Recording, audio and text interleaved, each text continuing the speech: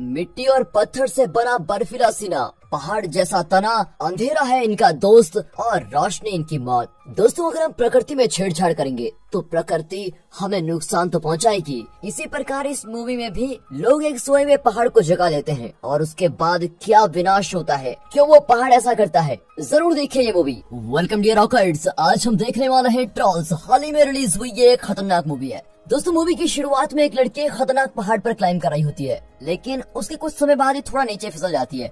ऊपर से उसके पापा आवाज लगाते हैं, अरे छुटकी ऊपर आओगी कि वही रहने का इरादा है। छोटी लड़की बड़ी साहसी है और आराम से ऊपर आ जाती है। फिर दोनों बाप बेटी पहाड़ के ऊपर बैठे होते हैं। वो अपनी बेटी को कहता है, तुम्हें पता है सामने पहाड़ों पर ट्रॉल्स रहते हैं, क्या तुम्हें वो कहानी याद है? तो लड़की कहती है, मुझे कहानी में कोई इंटरेस्ट नहीं है, और वैसे भी कहानी में कहा गया है कि एक शादी में 13 ट्रॉल्स नशे में धुत थे, उन्हें वक्त का पता नहीं चला और सूरज की रोशनी उन पर पड़ी और वो पत्थर बन गए। क्या बकवास कहानी है पापा। उसके पापा कहते हैं, बेटा हर कहानी में कुछ न कुछ सच होता है, तुम अपनी आंख बंद करो और विश्वास से देखो, तुम्हें सच दिखेगा। फिर वो देखती है तो उसे सच में पहाड़ में इंसानों की शक्ल दिखती है और वो बिल्कुल हैरान हो जाती है। अब उसके पापा एक राइम बोलते हैं, मिट्टी और पत्थर से बना बर्फीला सीना, पहाड़ जैसा तना, अंधेरा है इनका दोस्त और रोशनी इनकी मौत। अब 20 साल बाद Atlantic coast north western Norway में दिखाते हैं। वो छोटी सी लड़की बड़ी हो चुकी है और उसका नाम नोरा है। वो और उसकी टीम खुदाई करके किसी चीज की रिसर्च कर रहे होते हैं, लेकिन नोरा का टीम लीडर उससे कहता है,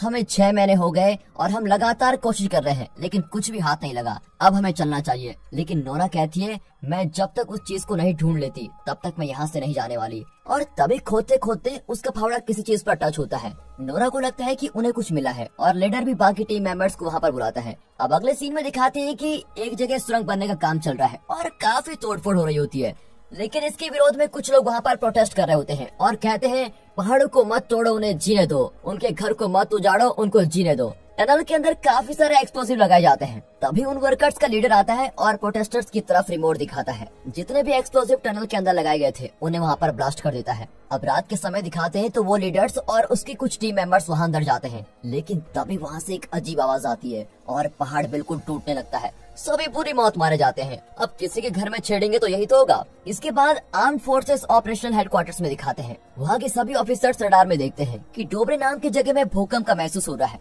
वो ऑफिसर कमांड देता है कि डोबरे की पहाड़ी में कुछ हलचल मची हुई है, वहाँ प्लेन्स भेजिए। अब हेलीकॉप्टर से भेजी गई तस्वीर को जनरल देखते हैं और सरकार को आगाह करने का फैसला करते हैं और अब प्राइम मिनिस्टर के रेजिडेंस को दिखाते हैं। प्राइम मिनिस्टर पूछती है, क्या बात है, इतना शोर क्यों है? अब उसका एडवाइजर जिसका नाम एंड्रियास है वो कहता है, मैम रास्ते में आपको सब कुछ पता चल जाएगा। अब प्राइम मिनिस्टर वीडियो में देखती है जिसमें डिफेंस मिनिस्टर समझा रहे होते हैं कि अभी तक क्या क्या हुआ और कैसे हुआ। वो ये भी बताता है कि प्लेन से ली गई फोटोज में कुछ अलग किस्म के निशान भी देखने को मिल रहे हैं। अब ये किसके हैं ये तो पता नहीं। प्राइम मिनिस्टर भी उससे कह देती है कि मीडिया को तुम अच्छे से हैंडल कर लेना। वो एंड्रियास से कहती है, तुम आर्कियोलॉजिस्ट, जियोलॉजिस्ट या बायोलॉजिस्ट को बुलाने की तैयारी करो, लेकिन वो कहता है कि ओलॉजिस्ट इसके लिए सही रहेगा। अब सीन दोबारा नोरा और उसकी टीम पर शिफ्ट होता है। वो अपनी खोज को सेलिब्रेट कर रहे होते हैं। तभी वहाँ पर मिलिट्री हेलीकॉप्टर आता है और वो नोरा से पूछते हैं, क्या आप ही नोरा टैडमैन हैं? हाँ बोलने पर वो कहते हैं कि मैम आपको फौरन हमारे साथ चलना होगा, देश की सुरक्षा की बात है। नोरा भी चलने के लिए राजी हो जाती है। वहाँ पहुँचने पर एंड्रियास नोरा का स्वागत करता है और कहता है, अभी आपको इस बारे में कुछ नहीं बताया जाएगा, बहुत ही जल्द आपको सब कुछ पता चल जाएगा कि आपको यहाँ पर क्यों बुलाया है। अब उसे हाई ऑफिसर के सामने ले जाया जाता है। एंड्रियास उसका इंट्रोडक्शन कराता है कि ये पेलेंटोलॉजिस्ट है जो डायनासोर्स और पुराने जीव्स के फॉसिल्स की रिसर्च करती है। अब जनरल कहते हैं कि ये या तो एक मिलिट्री स्ट्राइक हो सकती है या फिर टेररिस्ट अटैक हो सकता है, लेकिन अभी कुछ भी क्लियर नहीं है। लेकिन हमारी रिपोर्ट के अनुसार डोबरे में जो भी हुआ वो कुदरत का प्रकोप है। और फिर इस पर सभी अपना अपना एक्सप्लेनेशन देते हैं। अब नोरा फोटो को देखकर कहती है कि क्या आप लोग बोलना बंद करोगे? आप लोगों को ये फुटप्रिंट नहीं लगते क्या? तभी एक ऑफिसर पूछता है, तो किस जानवर या स्पीसीज के हैं ये फुटप्रिंट्स? और तभी वहाँ पर सैगिड आती है जो कि एक IT स्पेशलिस्ट है। वो बताती है कि प्रोटेस्ट करने वालों में से किसी के फोन में मुझको एक वीडियो मिली है। अब सभी उस वीडियो को देखते हैं जिसमें वो पहाड़ों को न तोड़ने की बात कर रहे होते हैं। वीडियो में वो आवाज भी सुनाई देती है जो उस समय टनल के अंदर से आई थी। अब सभी वीडियो को देखकर बिल्कुल हैरान हो जाते हैं। नोरा सैगिड को दोबारा वीडियो को स्लो चलाने के लिए कहती है। वो एनालाइज करती है कि ये तो किसी जानवर की आवाज है। तभी उसको एक शॉकिंग करने वाला विजुअल भी दिखाया जाता है जिसमें पहाड़ एक इंसान जैसा लग रहा है। और अब अगले सीन में एक सुंदर से घर को दिखाते हैं जिसके बाहर एक डॉगी जिसका नाम सोलो है, वो किसी आवाज को सुनकर खतरनाक तरीके से भौंक रहा होता है। उस घर में रहने वाले दोनों कपल बात करते हैं कि आज सोलो इतना क्यों भौंक रहा है। तभी इन्हें भी किसी के घुराने की आवाज और बड़े बड़े कदमों की चलने की आवाज आती है। लगता है कोई उनकी तरफ बहुत तेजी से आ रहा है। दोनों कपल बचने के लिए बेसमेंट में चले जाते हैं। अब कुछ समय बाद जब वो चीज चली जाती है तो ये बाहर आते हैं और बिल्कुल हैरान हो जाते हैं क्योंकि इनका घर बिल्कुल तबाह हो चुका होता है। हाँ, लेकिन दोस्तों टेंशन मत लीजिए, हमारा सोलो अभी भी जिंदा है, उसके भौंकने की आवाज आ रही थी। अब दोबारा नोरा और हाई ऑफिशियल्स की मीटिंग में दिखाते हैं। अब उनको लगने लगता है कि ये चीज किंग कॉन्ग के टाइप की कुछ है, पर वो अभी क्लियर नहीं है कि यह है क्या। अब एंड्रियास नोरा को कहता है तुम्हें साइंटिफिक एडवाइजर बना दिया गया है, इसलिए तुम्हें मेरे साथ चलना होगा। अब हेलीकॉप्टर में दोनों जा रहे होते हैं। एंड्रियास उससे पूछता है तुम्हें फोर्सेस खोदने में इतना इंटरेस्ट क्यों है। फिर वो बताती है कि बचपन में मैंने ऐसे बहुत सी कहानियां सुनी है। मेरे पापा एक प्रोफेसर थे और वो लोक साहित्य पढ़ाते थे, लेकिन मेरे पापा की सोच सबसे अलग है, इसीलिए वो दुनिया से अलग रहते हैं। उन्हें कहानी पर कुछ ज्यादा ही भरोसा है। वो बातें कर रहे होते हैं तभी नोरा उसी घर को देखती है जहाँ पर अभी कुछ देर पहले तबाही हुई थी। वहाँ पर कैप्टन होम उन दोनों का स्वागत करता है। कैप्टन बताता है कि कुछ बहुत ही तेजी से यहाँ आया और नदी पार करके घाटों में चला गया है और हमने 3 किलोमीटर तक उसके पैरों के निशान भी देखे, लेकिन उसके बाद निशान गायब हो गए हैं। अब दोनों कपल से पूछा जाता है कि यहाँ पर हुआ क्या था। दोनों पहले तो मना करते हैं, लेकिन बूढ़ी औरत कहती है हाँ, मैंने एक खतरनाक आवाज को सुना था। वो एक घुराने की आवाज थी और उस आवाज को सुनकर ऐसा लग रहा था जैसे कि कोई बड़े दुख में है। अब बाहर चेक करने पर नोरा एक अजीब सी स्मेल फील करती है, लेकिन एंड्रियास और बाकी को वो स्मेल नहीं आती। पैर के निशान को चेक करने पर भी कुछ फायदा नहीं होता, तो वो और निशानों को देखने चले जाते हैं। फिर वो उस आखिरी निशान को भी देख लेते हैं, लेकिन कंफ्यूज भी होते हैं कि इतनी बड़ी चीज अचानक गायब कहाँ हो गई। नोरा अपनी अंडरस्टैंडिंग के हिसाब से नोट्स भी बनाती है। अब नोरा कहती है हमें किसी से मिलने जाना होगा, लगता है वो उसके पापा है। तभी वो उस घर में पहुंचते हैं। वहाँ से नोरा के पापा गन लेकर बाहर आते हैं और कहते हैं मैं वापस नहीं आऊंगा, चले जाओ यहाँ से। नोरा कहती है पापा ये मैं हूँ, गन नीचे करिए। इसी बीच कैप्टन होम वहाँ पर आता है और वो भी नोरा के पापा पर बंदूक तानता है। फिर जब कैप्टन को पता चलता है कि ये तो नोरा के पापा है, तो मामला ठंडा हो जाता है। घर के अंदर कुछ तस्वीरें लगी होती है। उनमें से एक तस्वीर के बारे में नोरा के पापा बताते हैं कि 1943 में नाजीज ने रूसी कैदियों का इस्तेमाल नॉर्डलैंड रेलवे बनाने के लिए किया था, लेकिन उन्हें पहाड़ के अंदर से कुछ खतरनाक मिला, इसलिए उन्होंने काम रोक दिया। तभी नोरा कहती है कि अभी भी हमें कुछ मिला है पापा, और इस बार भी पहाड़ों से कुछ निकला है। फिर वो वीडियो को अपने पापा को दिखाती है। अब नोरा के पापा दोबारा वही कहानी बताते हैं जो उन्होंने बचपन में नोरा को बताई थी, यानी कि ट्रॉल्स की कहानी। वो कहता है कि पहले ट्रॉल्स नॉर्वे में हर जगह खुलेआम घुमा करते थे, लेकिन नॉर्वे की क्रिश्चियनाइजेशन होने के बाद वहाँ से वो विलुप्त हो गए थे। अब नोरा उनको बीच में टोकती है कि अगर ऐसा होता तो आज तक उनका डीएनए या उनके कुछ पार्ट्स के बारे में हमें पता लग जाता। उसके पापा कहते हैं तुम्हें विश्वास करना है तो करो, नहीं तो मैं चला दुनिया को बचाने। फिर सभी हेलीकॉप्टर से वहाँ से निकलते हैं। वो सीधे आखिरी पैर के निशान पर पहुँचते हैं। अब मैप को देखकर नोरा के पापा कहते हैं ये यही कहीं होना चाहिए, वो या तो मेल ट्रॉल होगा या फिर एक फीमेल। अब उसकी बातें सुनकर ये उसको बड़े अजीब से देखते हैं। वो आगे कहता है कि यही हमें यही नीचे लैंड करना होगा। वहाँ पर उसके पापा कुछ अजीब हरकतें करते हैं, शायद वो ऐसी रिसर्च करते हैं। वो नोरा से कहते हैं कि तुम्हें पता है ना कि डायनासोर्स को पहले काल्पनिक जीव माना जाता था, तो ये भी है, मिट्टी और पत्थर से बने पहाड़ों के राजा हैं और जमीन से जुड़े हैं। तभी नोरा को वो स्मेल आ जाती है जो वहाँ पर आई थी। वो कुछ देर इधर उधर देखते हैं और तभी नोरा को एक बड़ी सी आग दिखाई देती है और तब वो ट्रॉल खड़ा होने लगता है और उनको चेस करने लगता है। सभी हेलीकॉप्टर में वहाँ से निकलते हैं और हेडक्वार्टर से बैठे ऑफिसर्स वहाँ की लाइव वीडियो देखते हैं। वो भी उस नजारे को देखकर बिल्कुल हैरान हो जाते हैं। अब कुछ देर बाद ही वहाँ से निकलकर ये हेलीकॉप्टर से हेडक्वार्टर पहुँच जाते हैं। नोरा अपने पापा को कहती है वो आपसे कुछ भी पूछे, लेकिन आप उनके सामने ट्रॉल वर्ड यूज मत करना। लेकिन उसके पापा तो उसके पापा हैं। वो हाई ऑफिसर्स को कहते हैं कि अगर तुम्हारे दिमाग में थोड़ी सी भी अकल होती तो डोबरे के पहाड़ों में सुरंग बनाने का काम कभी शुरू नहीं करते। तुमने मजाक बना रखा है कुदरत का, हमेशा अपने फायदे के बारे में सोचते रहते हैं। क्या तुम्हें पता है कुदरत को इन चीजों से कितनी तकलीफ पहुंचती है? ये कोई छोटा मोटा राक्षस नहीं है, ये पहाड़ जितना बड़ा ट्रॉल है। लेकिन ऑफिसर्स के ऑर्डर पर उसके पापा को बाहर भेज दिया जाता है। अब पीएम भी कह देती है तुम रहने दो, इस काम को मिलिट्री अंजाम देगी। अब नोरा अपने पापा पर गुस्सा कर रही होती है कि पापा आपकी कहानी का मिस्टीरियस राक्षस ये नहीं है जो क्रिश्चियन को स्मेल कर लेता है और सूरज की रोशनी पड़ने पर पत्थर बन जाता है, ये वो नहीं है। उसके पापा कहते हैं तुम्हें जो समझना है समझे, इंसान ने तो सिर्फ एक ही रूल बना रखा है, जिससे डर लगे उसे खत्म कर दो, बस यही इंसानों की फितरत है। कुदरत में छेड़ोगे तो वो बदला जरूर लेगी। ये कहानी तो अब शुरू हुई है, चल मेरी छुटकी। अब दोनों बाप बेटी और एंड्रियास कैप्टन होम को कहते हैं हमें भी अपने साथ ले चलो, लेकिन कैप्टन कहता है सिर्फ एक शर्त पर, तुम सबको मेरे ऑर्डर्स मानने पड़ेंगे हर समय। अब मिलिट्री अपने सभी वेपन को यूज करके वहाँ पर पहुँच जाते हैं और वहाँ का लाइव वीडियो हेडक्वार्टर्स में भी भेजा जाता है। सभी सोल्जर्स अपनी अपनी पोजीशन में होते हैं और ट्रॉल का इंतजार करते हैं। फिर नोरा और उसके पापा दोनों बचपन की बातें याद करते हैं और काफी इमोशनल भी होते हैं। इसी बीच एंड्रियास कैप्टन होम के हेलमेट को देखकर कहता है वाह तुम्हारा हेलमेट कितना अच्छा है, PVS 31 है ना, मुझे याद है जब मैं कॉल ऑफ ड्यूटी खेला करता था। फिर वो कैप्टन को कहता है मुझे भी ये पहनने को दो। और पहन के उसको काफी एंजॉय करता है। इसी बीच कैप्टन को बताया जाता है कि वो आ रहा है। अब सभी उसके आते ही लाइव वीडियो देख रहे होते हैं। हेडक्वार्टर से हमला करने के ऑर्डर मिलते हैं और हमला स्टार्ट हो जाता है। सभी उस स्टॉल पर खूब तोपों की बरसात कर देते हैं, लेकिन नोरा के पापा चिल्ला चिल्ला के कहते हैं कि ये क्या बेवकूफी कर रहे हो, लेकिन तोपों का उस पर कोई असर नहीं होता, जरा सा भी नहीं।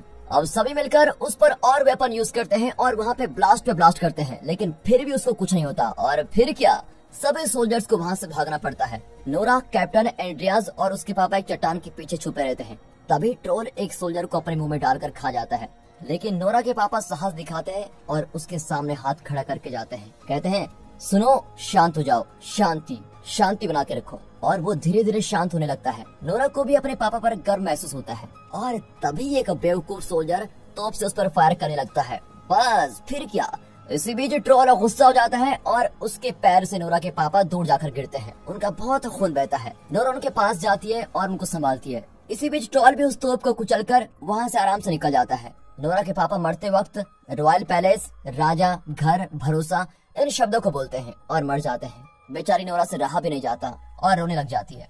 अगले सीन में कैप्टन कहता है कि हम और कोई हादसा नहीं चाहते, अब हवाई हमले करने का ऑर्डर मिला है। अब एंड्रियास नोरा को एक तस्वीर दिखाता है जिसमें ट्रोल सूरज की रोशनी में है, जबकि कहानी में ऐसा कहा गया है कि वो सूरज की रोशनी को झेल नहीं सकते। नोरा भी कहती है, हमने उस दिन उसको दिन में देखा था, पर कहानी में ऐसा क्या है जो हमको और जानना है। फिर वो बुक में देखती है कि यहाँ पर भी लिखा है कि वो क्रिश्चियन का खून स्मेल कर सकते हैं। अब जब वो इस बात को हाई ऑफिसर्स के सामने रखते हैं तो वो इस कहानी को नकार देते हैं। अब नोरा बताती है कि ऐसा भी कहा जाता है कि ट्रोल्स चर्च पर पत्थरों से हमला किया करते थे, क्योंकि चर्च की घंटियों की आवाज को वो बर्दाश्त नहीं कर पाते थे, लेकिन सभी उसके बात पर हंसते हैं।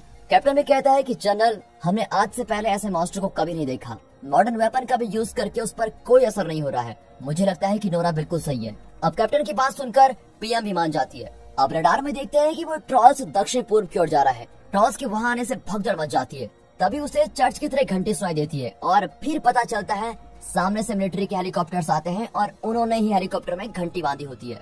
उसको चारों तरफ से घेर लिया जाता है। घंटी की आवाज को सुनकर ट्रोल पर थोड़ा असर होने लग जाता है और फिर वो गुस्से में आकर हेलीकॉप्टर्स पर हमला करने लगता है। इसी बीच एक लड़की के ऊपर हेलीकॉप्टर गिरने वाला होता है, लेकिन वही ट्रोल जो अभी तक हमला कर रहा था वो उस हेलीकॉप्टर को पकड़कर उस लड़की को और उस लड़की के पिता को बचा लेता है। नोरा भी इस बात को नोटिस करती है। ये सीन सच में हार्ट टचिंग होता है। अब हर जगह मीडिया में खबरें फैल जाती है कि एक बड़ा दानव दिखाया गया, इस राक्षस ने ऐसा कर दिया, वैसा कर दिया, वगैरह वगैरह। आगे बताया जाता है कि वो ओस्लो को तबाह करने वाला है। अब नोरा, कैप्टन और एंड्रियास हेडक्वार्टर से पहुंच जाते हैं। वहाँ पर पीएम और नोरा के बीच में काफी बातें होती है। पीएम नोरा को बाहर जाने के लिए बोल देती है। कैप्टन भी बाहर आके नोरा का शुक्र अदा करता है और कहता है, अगर कभी भी मेरी जरूरत पड़े तो बता देना। अब हायर ऑफिसर्स की एक और मीटिंग होती है जहाँ पर ऑफिसर्स पीएम से रिक्वेस्ट करते हैं कि हमें और खतरनाक हथियार यूज करने की अनुमति दे दो। एंड्रियास पीएम को मना करता है कि मैम आप प्लीज इनको अप्रूवल मत दो, लेकिन पीएम उसको बाहर जाने को बोल देती है। फिर क्या, एंड्रियास खुद ही अपनी जॉब से रिजाइन कर देता है और कहता है मैं कभी गलत काम नहीं करूंगा। लेकिन जैसे ही दरवाजे पर जाता है कहता है मैं तो मजाक कर रहा था और अपना कार्ड वापस लेके चला जाता है। क्या आदमी है ये। अब वो नोरा के पास जाता है और साथ घर चलने के लिए कहता है। वो साथ ही कहता है ओस्लो को ये लोग खाली करने वाले हैं और उसके बाद पता नहीं क्या करते हैं। अब पीएम अपने वीडियो को रिकॉर्ड करवाती है और सभी को बताती है जो हो रहा है वो हकीकत है। ये एक ऐसा जीव है जिससे विज्ञान भी अज्ञान है, इसलिए मैं इमरजेंसी का ऑर्डर देती हूँ और पूरे ओस्लो को और पास के क्षेत्रों को खाली करने का ऑर्डर देती हूँ। अब नोरा और एंड्रियास कार में होते हैं। नोरा नोट्स में देखती है कि पापा ने सिंडिंग वर्ड यूज किया है, लेकिन मुझे इसका मीनिंग पता नहीं है। तभी एंड्रियास कहता है मुझे तो इस नाम को सुनकर रिकार्ड सिंडिंग का नाम याद आ रहा है, जो रॉयल पैलेस का चीफ ऑफिसर है। और रॉयल पैलेस शब्द सुनकर नोरा को याद आता है कि उसके पापा ने आखिरी में यही शब्द कहे थे। फिर नोरा और वो सीधे रॉयल पैलेस में पहुँचते हैं। वहाँ गार्ड उनको अंदर नहीं आने देते। तभी सिंडिंग आ जाता है और कहता है मुझे पता था कोई न कोई मुझसे मिलने जरूर आएगा। वो उनको अंदर लेके जाता है और कहता है मैं तुम्हें जानता हूँ और तुम्हारे पिता की मैं बहुत इज्जत करता हूँ। मुझसे बहुत नफरत करता था तुम्हारा पिता, पर वो बहुत ही अच्छा इंसान था। फिर वो उनको एक गुफा में लेके जाता है और कहता है इस गुफा की खोज 1920 में हुई थी। अब वो उनको सुरंग के अंदर एक और सुरंग दिखाता है और कहता है ये एक पहाड़ी राजा का घर था। नॉर्वे के क्रिश्चियनाइजेशन के दौरान सेंट ओल्क ने इस भूमि से उन सभी चीजों को हटवा दिया था जो नए धर्म के विश्वास के आड़े आ रही थी। वो जानते थे कि ट्रोल्स के लिए भी परिवार से बढ़कर कुछ नहीं है। वहाँ पर बड़े बड़े कंकाल पड़े होते हैं। वो आगे कहता है इन सभी को मार दिया गया था, पर उन्होंने पहाड़ी राजा के एक बच्चे को बख्श दिया और उसे बहरा फुसलाकर अंधेरे में धकेल दिया था। डोबरे के पहाड़ों की गहराइयों में उसको बंद करके रख दिया था ताकि वो मर जाए। अब नोरा कहती है कि मतलब जो ट्रॉल बाहर घूम रहा है वो यही है, वो उनका आखिरी बच्चा है और वो अपने घर आना चाहता है। तभी वो उन ट्रॉल्स के सड़े हुए पार्ट्स को देखती है, उनमें कुछ अजीब सा होता है। उसको देखकर नोरा कहती है अंधेरा इनका दोस्त, सूरज इनका दुश्मन। और हमने जिस दिन ट्रॉल्स को देखा था उस समय दिन थी, लेकिन सूरज की रोशनी उस पर डायरेक्ट नहीं पड़ रही थी। एंड्रियास कहता है पर अब रात को हम सूरज की रोशनी कैसे लेकर आए, वो तो तबाही मचा रहा है। नेक्स्ट सीन में देखते हैं कि शहर खाली हो चुका है, हर जगह टैंक है, वो ट्रॉल्स पर हमला कर रहे होते हैं। तभी कैप्टन को नोरा का फोन आता है और वो कहती है मेरे पास एक प्लान है। वो कहती है हमें उसे शहर से दूर किसी जगह पर ले जाना होगा और वहाँ पर यूवी रेस का इंतजाम करना होगा। यहाँ अब पीएम ऑर्डर्स दे देती है कि जो भी हथियार तुम्हें यूज करना है करो, बस उस खतरनाक जीव को मार डालो। अब बड़ी बड़ी मिसाइल्स को दिखाते हैं और एंड्रियास को सैगेट बता देती है कि अब ओस्लो को तबाह किया जा रहा है। फिर एंड्रियास उससे कहता है क्या तुम कैसे भी करके मिलिट्री सिस्टम को हैक कर सकती हो? वो कहती है यस बिल्कुल कर दूंगी। यहाँ कैप्टन भी यूवी रेस का इंतजाम करता है और वहाँ पर कई मिलिट्री ट्रक्स आ जाते हैं, शायद इनका कुछ इंतजाम करके वो यूवी रेस बनाएगा। अब सैगेट भी लगी रहती है, कैसे भी करके वो सिस्टम को हैक कर देती है और मिसाइल्स लॉन्च बिल्कुल नहीं होती। हेडक्वार्टर्स में अफरा तफरी मच जाती है कि ये सिस्टम हैक किसने किया। ट्रॉल अब रॉयल पैलेस के सामने आ जाता है। नोरा और एंड्रियास उसको पार कर लेते हैं और फिर पता चलता है कि नोरा ने रॉयल पैलेस की गाड़ी में ट्रॉल के पूर्वजों की खोपड़ी रखी होती है। उसको देखते ही ट्रॉल इनका पीछा करने लगता है। अब यहाँ दिखाते हैं तो कैप्टन सभी को कहता है हमें अब एक साथ कुछ न कुछ करना होगा, आज हमारे बचने की उम्मीद बहुत कम है, इसलिए भाइयों हम कौन हैं हमें पहचानना होगा। हम हार मानने वालों में से नहीं हैं, हम आखिरी सांस तक लड़ने वाले हैं क्योंकि हम सोल्जर्स हैं। कैप्टन की मोटिवेशनल स्पीच से सभी जोश में आ जाते हैं। इसी बीच इनकी कार से खोपड़ी नीचे गिर जाती है और ट्रॉल उस खोपड़ी को उठाता है और बड़ा ही इमोशनल हो जाता है। तभी गलती से उसके हाथ से वो नीचे गिर जाता है और बेचारा रोने लगता है क्योंकि दुनिया में इसका कोई भी नहीं है। वो बिल्कुल रौद्र रूप में आ जाता है और तबाही करने लगता है। हेडक्वार्टर्स में भी पता चल जाता है कि यहीं से सिस्टम को हैक किया जा रहा है। तभी एक ऑफिसर को पता चलता है कि सैगरेड ही हैकर है और कुछ देर में सिस्टम ऑनलाइन आ जाता है। मिसाइल से दोबारा लॉन्च करने के लिए रेडी हो जाते हैं। यहाँ नोरा और एंड्रियास भी बड़ी मुश्किल से गाड़ी से बाहर कूद जाते हैं और बच जाते हैं, लेकिन मुसीबत अभी टली नहीं है। ट्रॉल्स नोरा को दबाने वाला होता है पर तभी कैप्टन सभी ट्रक के लाइट्स और हॉर्न शुरू कर देता है। कैप्टन सभी यूवी रेस को ऑन कर देता है जिससे उस पर असर होना शुरू हो जाता है। इसी बीच जैसे जनरल को पता चलता है कि वहाँ पर कुछ लोग भी हैं तो वो मिशन को अबॉर्ट कर देता है। यूवी लाइट से ट्रॉल को काफी परेशानी होती है और वो जोर जोर से चिल्लाने लग जाता है। वो बहुत रो रहा होता है। तभी नोरा को लगता है कि ऐसे में तो ये मर जाएगा, हम ये गलत कर रहे हैं। नोरा तभी सभी लाइट्स को ऑफ कर देती है। वो ट्रॉल्स को कहती है तुम्हें जाना होगा, प्लीज यहाँ से चले जाओ, फिर से पहाड़ों में चले जाओ, प्लीज ये लोग तुम्हें मार डालेंगे, तुम अपनी दुनिया में वापस चले जाओ। और तभी सुबह हो जाती है और उस पर सूरज की रोशनी पड़ती है, बेचारा मर जाता है। उसी जगह पर दोबारा पत्थर बन जाता है। आखिरी सीन में दिखाते हैं कि वहाँ पर सभी बड़े ऑफिसर्स आते हैं। नोरा और कैप्टन का वो अच्छे से स्वागत करते हैं। पीएम भी कहती है नोरा तुमने मुझको गलत साबित कर दिया। एंड्रियास भी पीएम से कहता है कि पीएम जी मैंने नौकरी नहीं छोड़ी थी, मैं तो मजाक कर रहा था, लेकिन अब मैं मजाक नहीं कर रहा हूँ, मैं सच में जॉब छोड़ना चाहता हूँ क्योंकि मुझे राइटर बनना है। और दोस्तों यहाँ पर ये मूवी रुको रुको रुको रुको, अभी एक आखिरी सीन में दिखाते हैं। यहाँ पर दिखाते हैं कि जो टनल स्टार्टिंग में दिखाई गई थी उसके अंदर भी एक बड़ा मॉन्स्टर निकल रहा है और इसी के साथ ही मूवी यहाँ पर खत्म होती है। दोस्तों अगर वीडियो अच्छी लगी हो, मूवी अच्छी लगी हो, एक्सप्लेनेशन अच्छा लगा हो, वीडियो को लाइक कर दे, चैनल को सब्सक्राइब करना बिल्कुल मत भूलेगा। बाकी मिलते हैं अगली वीडियो में, तब तक के लिए गुड बाय, अपना ख्याल रखिए and finally thanks for watching.